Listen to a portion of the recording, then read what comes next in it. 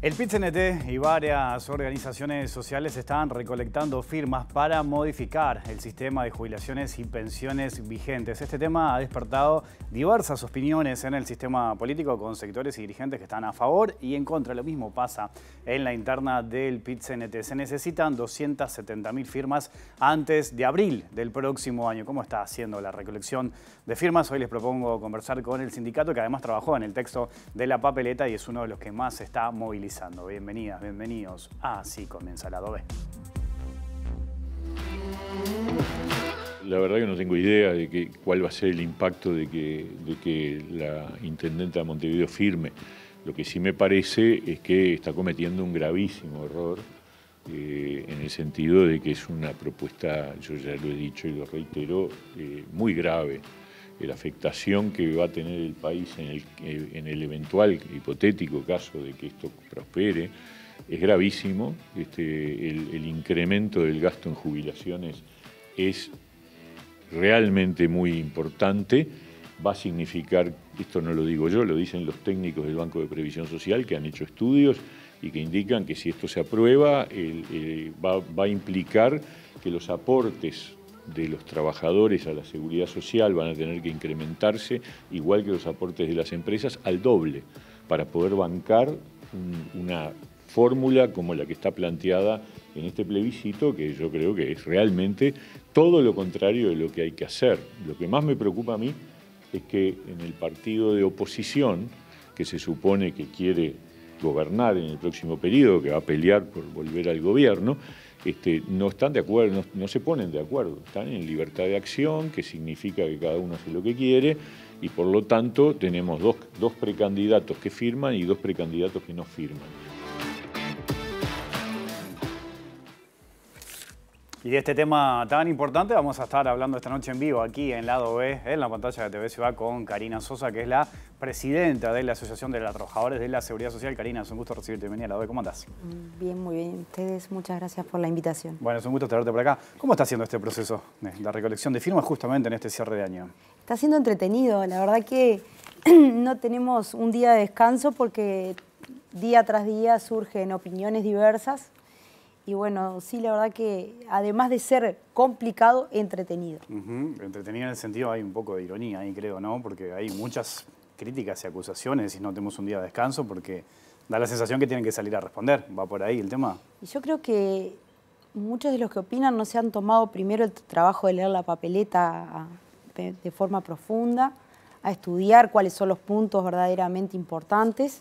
No han deducido aún que el fideicomiso que se propone en ella es para preservar justamente el dinero de los trabajadores, que dicen que el PIT-CNT supuestamente está intentando apropiarse de ellos, porque en esa papeleta justamente está consignado que fiduciario y fideicomitente serían personas públicas estatales. Entonces estaríamos hablando de que el propio gobierno sería el que ejecutaría esa trazabilidad de los dineros de la gente y no entendemos mucho por dónde viene la acusación. No es ironía, sino que es una realidad. Y por otro lado, para hablar de seguridad social, primero hay que tener bastante responsabilidad y en segunda instancia lo que tenés que saber es que quien está pronunciándose al respecto tiene una ideología muy marcada que puede no ser justamente coincidente con la del PIT-CNT, y justamente eso es lo que trae las diferencias a la opinión pública, ¿no? ¿Sentís que no hay responsabilidad en algunos actores que están opinando sobre este tema? No, sí, la responsabilidad de quien emite una opinión es de quien la emite. El problema es desde qué lugar se para opinar, ¿verdad? Porque yo, por ejemplo, ahora escuchaba a nuestro ministro de Trabajo que en lugar de estar controlando, por ejemplo, que en pandemia los seguros de paros parciales fueran efectivamente reales, porque a nosotros como BPS nos pasaba que la gente venía y tenía cosas para cobrar y no sabía por qué, porque seguía trabajando y se hicieron algunas gestiones, después nos dijeron dejen de preguntar. Entonces la cuestión es que A él le preocupa cuánto se va a gastar si un jubilado que hoy está ganando 17.000 pesos pasara a ganar 21.107, que es lo que está hoy el salario mínimo nacional. Ayer informó que iban a ser 22.268. A mí me preocupa cómo vive esa gente, cómo llega a fin de mes, cómo come, cómo compra los remedios y cómo la gente que, 500.000 de uruguayos que trabajan, están por debajo de los 25.000 pesos de salario, ¿no? Eso es lo que a mí me preocupa. A él le preocupa la propuesta del PIT-CNT que va a elevar el gasto del Estado. Y bueno, debo reiterar lo que dice la papeleta, ¿no? Que la seguridad social es un derecho humano fundamental y no puede ser catalogado como un gasto. Ahora vamos a ir a los puntos que plantea la papeleta. Pensaba que en el 99 se intentó eliminar las AFAPs. Sí, en ese caso no se llegaron a las firmas. No, hubo mucho descarte por problemas de firmas duplicadas o eliminación de la firma por no coincidir con la credencial, ¿no? Vayamos ahora a esta postura de eliminación de las AFAP, del ahorro individual. ¿Dónde se paran ustedes? ¿Cuáles son los argumentos que manejan? Bueno, nosotros nos paramos primero en el promedio de jubilaciones que paga BPS, que es de más de 30.000 pesos, contra 7.600 que paga la AFAP, aunque a los dos se les aporta el mismo dinero. Después también nos paramos en que el 60% de aquellas personas que tienen renta de AFAP ganan menos de 2.000 pesos por mes y el BPS le garantiza a cualquier persona 17.000 pesos como mínimo. También nos paramos en dónde va el dinero de los trabajadores, dónde invierten las AFAP, además de hacerlo en bonos del Estado y en obras públicas, a qué empresas les presta el dinero de los trabajadores. Por ejemplo, a la Tabona, que construye mansiones, o a la corporación vial, que es la que hace los peajes, y tú pasas por un peaje y no hay ningún ser humano que esté ejerciendo una tarea remunerada. Quiere decir que el propio dinero nuestro se está utilizando para eliminar puestos de trabajo de otros compañeros que son pares, ¿no? Hablábamos recién, hay distintas opiniones aquí en Lado B, como hacemos siempre, tratamos de tener todas las opiniones sobre un tema, ¿no? Nos faltaba obviamente conversar con ustedes y por eso que hoy lo estamos haciendo. En esto de las críticas, muchos hablan de expropiación de ahorros de las cuentas individuales. Por ejemplo, Martín Rizzo, el catedrático, AEU, Rodolfo Saldain, que es uno de los referentes en esta reforma, en esta ley que hoy está vigente. ¿Cómo toman ustedes esas críticas, por ejemplo? Y la verdad que lo vemos con preocupación porque la expropiación tiene una definición bastante concreta y en realidad a nosotros nos parece que no es el término adecuado, por lo que dije al principio de que en la papeleta se garantiza cuál es el pasaje de ese dinero desde la AFAP hacia el Banco de Previsión Social en formato de retorno fideicomiso. Lo otro que tenemos para decir es que en el año 96, cuando se crean las AFAP, a la gente le dijeron que iba a tener 2 jubilaciones. Cuando a ti te convencen por el lado de que vas a tener algo doble, tú entendés que tenés algo doble del mismo valor. Y yo ya expliqué los promedios que se manejan para una u otra de las pasividades que se otorgan. Y la diferencia radica esencialmente en el que BPS tiene una forma de cálculo de la jubilación en función del salario real y en función de los años de trabajo, y eso hace que se dé una prestación definida. En cambio, la AFAP lo que hace es tener una bolsa de dinero que se supone que es tuya, pero si tú intentas ir a sacarla hoy no te la van a dar, porque es con fines jubilatorios, y que además el cálculo es cuánto dinero tiene, cuánto tiempo piensan que va a vivir esa persona, ¿verdad? Y ahí aplican una tasa de interés técnico que arrancó siendo del 3%, pasó el 1,5% y es del 0,74%. Entonces, si vamos a hablar de expropiación, también hablemos de las zancadillas que le han hecho estas empresas privadas que orbitan en el derecho privado a los trabajadores, porque yo estoy segura que ningún trabajador sabe que esa tasa de interés técnico cambió 3 veces y la última vez fue en 2012. Y eso implica que la jubilación de renta por AFAP va decreciendo con el tiempo, ¿verdad? Y más allá de eso, lo que hay que tener claro también es que nosotros en BPS tenemos la historia laboral. No sé si tú alguna vez imprimiste una historia laboral tuya. Te dice los días que trabajás, el salario, el vínculo funcional que tenés, los días de remuneración. Si tuviste un subsidio por enfermedad, te lo marca abajo. Si tuviste desempleo también. Y entonces ahí tenés tú la totalidad de lo que te ingresa por concepto de salario. ¿Qué va a pasar cuando ese dinero de la AFAP regrese al Banco de Previsión Social? Cuando se llegue a la firma, si se gana el plebiscito. Esa plata va a pasar a formar parte de la capitalización de esa persona. No la va a perder la persona, porque aparte acá en el BPS sí la va a tener con nombre y apellido y salvaguardada de forma correcta. Porque nosotros tampoco sabemos cuando una AFAP invierte si le va a ir bien o mal, porque tienen dos tipos de fondos para invertir. Uno de la gente más joven, en donde se pueden arriesgar a ganar más con más riesgo, y otra de la gente que pasa los 50 años, que ya está más cerca del retiro, donde invierte más seguros pero gana menos comisiones. Ahora, Entonces, Karina, si triunfa el plebiscito, ¿no? Ese dinero que decís de la AFAP que debería volver al Banco de Previsión Social, no es dinero que puede pasar de la noche a la mañana, porque no. mucho de ese dinero la AFAP no la tiene, por esto que estabas mencionando, Claro. de cómo está invirtiendo en distintos sectores, ¿no? Buenísima pregunta, porque también está en la papeleta. Dice claramente que a medida que vayan venciendo los contratos, paulatinamente va a ir pasando el dinero al BPS. Eso es lo que está sucediendo hoy con el fideicomiso de los cincuentones. El año próximo recién empiezan a tocar los fondos de un fideicomiso que se hizo hace 6 años. Y esas personas cincuentonas que ya están jubiladas están cobrando la jubilación y el BPS ni se fundió, ni tuvo que cerrar las puertas, ni dejó de bancar las jubilaciones. Yo no he escuchado nunca en la vida, desde que nací, que un jubilado no cobre. Y que no cobre en tiempo y forma tampoco. Acá no se escucha eso. En este país, en América Latina, somos modelo en materia de seguridad social. Y aparte, hay que tener en cuenta también que de 200 países que tiene el mundo, si solo 30 asumieron esta forma de manejar a la seguridad social y 18 ya deshicieron esa manera de trabajar con los fondos de ahorro individual, por algo será. Y por otro lado, también hay que tener presente que no hubo ningún juicio de ninguna AFAP en ningún país de los que se retiraron. Entonces, nosotros vamos por la Constitución porque en la Argentina se hizo a voluntad del presidente de la época, ¿verdad? Entonces, ahora que tienen un nuevo presidente recientemente electo, probablemente pueda volver a ese sistema de ahorro individual y ahorro intergeneracional, que tiene un componente complicado para el gusto de los sindicalistas, de los dirigentes sindicales, y es que le resta muchísima responsabilidad al Estado. El Estado, como paternalista, como ejecutor de políticas públicas y de salvaguardar los derechos de la gente, tiene responsabilidades que no puede evadir. La seguridad social es una de ellas. La salud, la educación son otras, ¿verdad? Entonces, en ese marco, en el 96, lo que se intentó fue quitarle responsabilidad al Estado y que una parte de la jubilación la pagara un ente aparte, también aduciendo a algo muy importante. Antes del 96, la gente pagaba el 15% del Montepío de todo su salario. Y en el 96 se le puso precio a la solidaridad.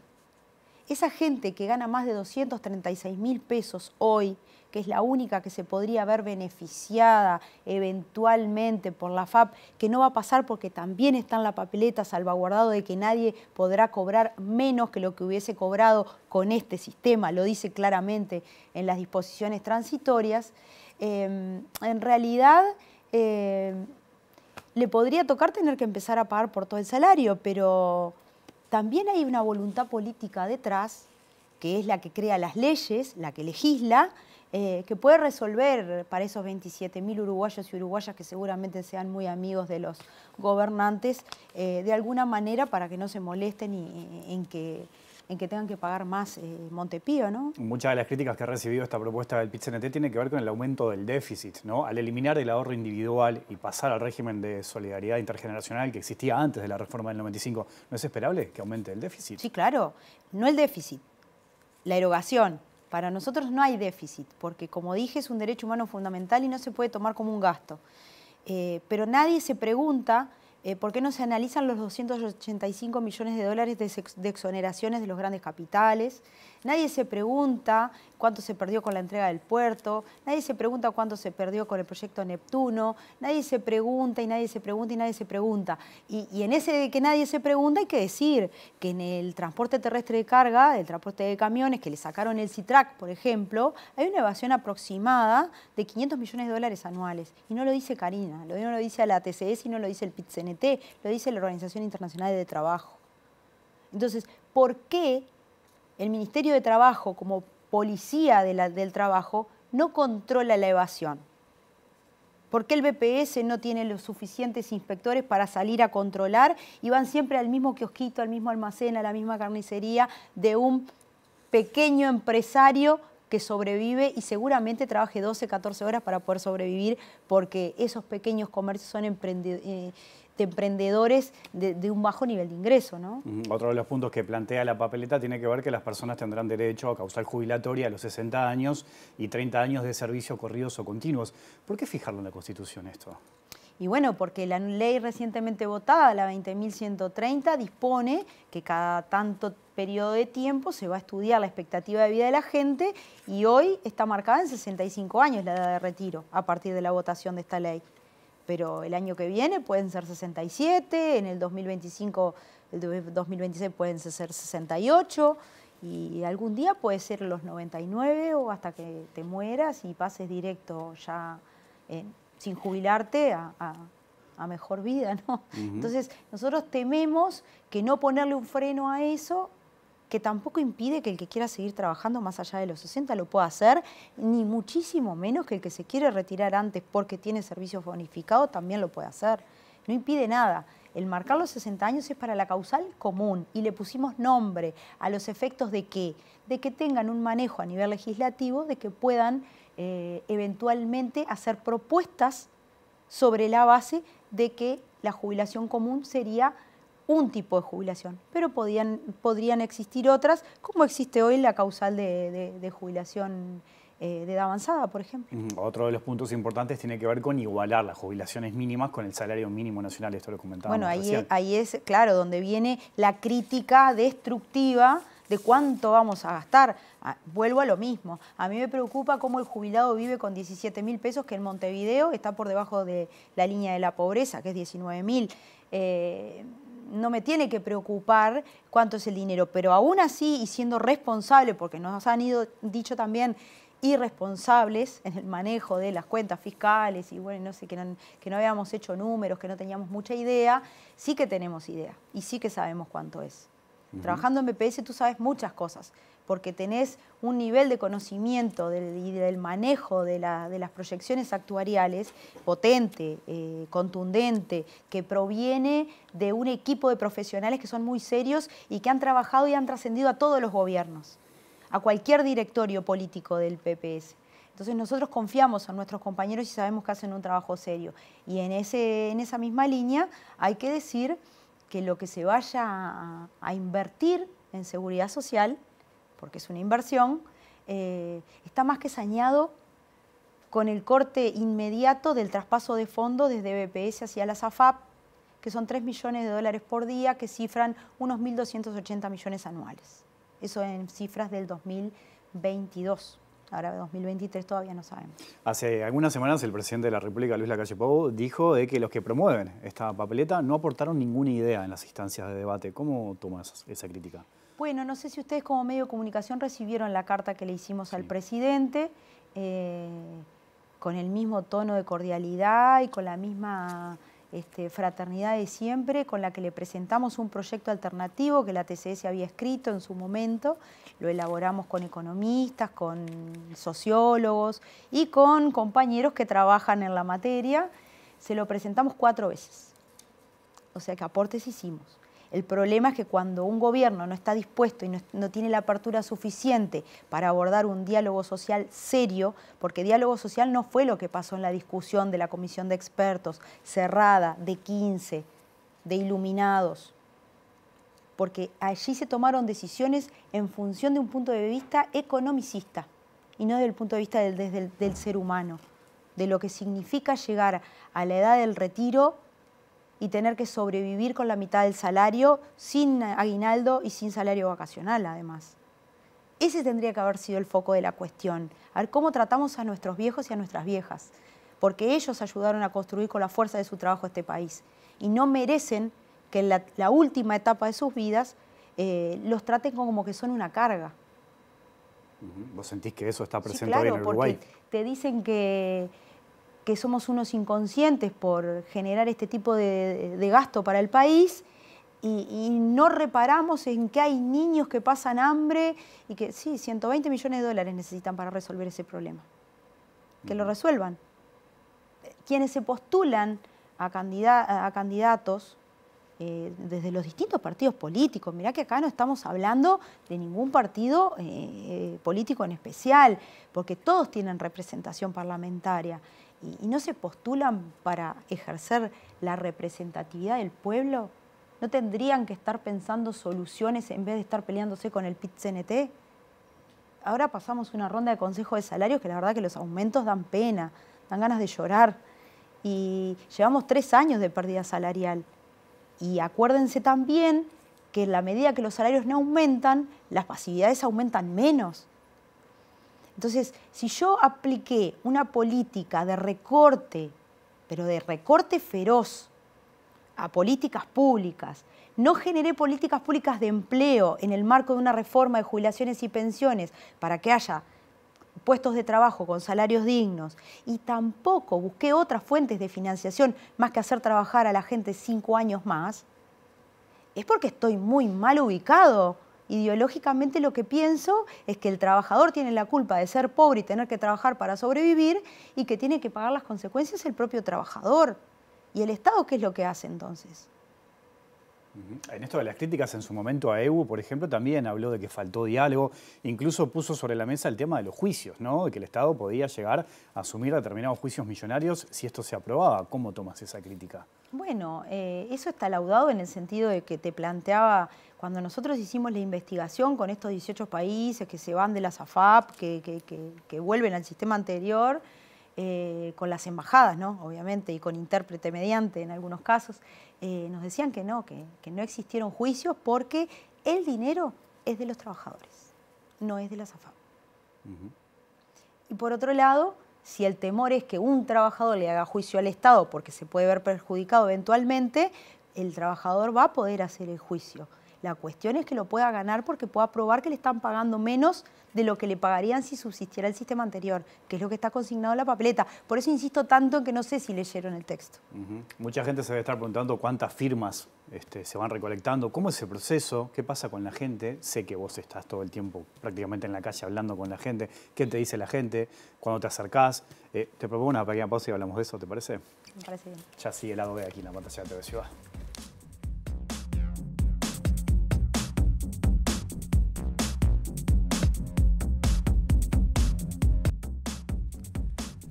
Seguimos en vivo aquí en Lado B, en la pantalla de TV Ciudad, conversando con Karina Sosa, presidenta de la Asociación de Trabajadores de la Seguridad Social. Karina, en este último tiempo también las AFAPs han publicado distintos datos, ¿no? Sobre, bueno, cálculos, comparaciones, cálculos de jubilaciones, desde cuándo comenzarán a regir algunos sistemas de esta nueva ley. Ustedes siguen de cerca, obviamente, toda esa información. ¿Qué lectura tienen? ¿Hay algunas precisiones que necesiten hacer en ese sentido?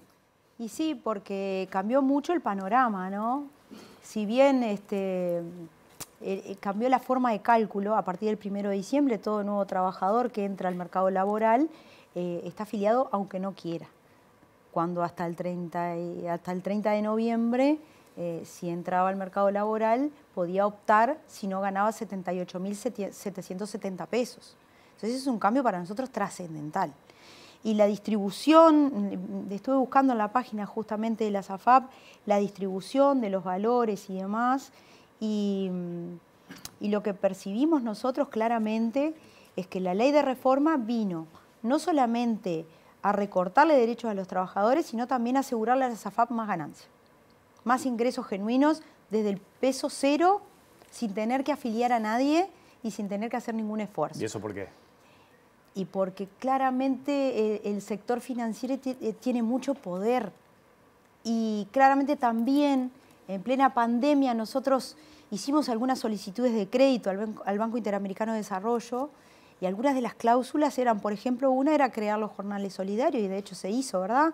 Otra era crear la comisión de expertos. Y vaya a saber cuántas otras cláusulas hay que no conocemos, a la que se comprometen los gobiernos con la calidad de vida, poniendo en riesgo la calidad de vida del trabajador, ¿no?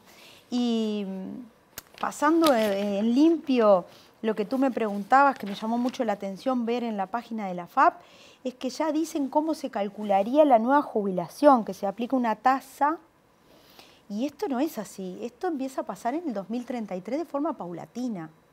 Sí empieza a pasar con las jubilaciones por imposibilidad física, Y acá hay que hacer unas precisiones. La primera es que tuvieras la edad que tuvieras, si tú configurabas una incapacidad para trabajar, te ibas con el 65% del salario básico jubilatorio que tuvieras. 65%.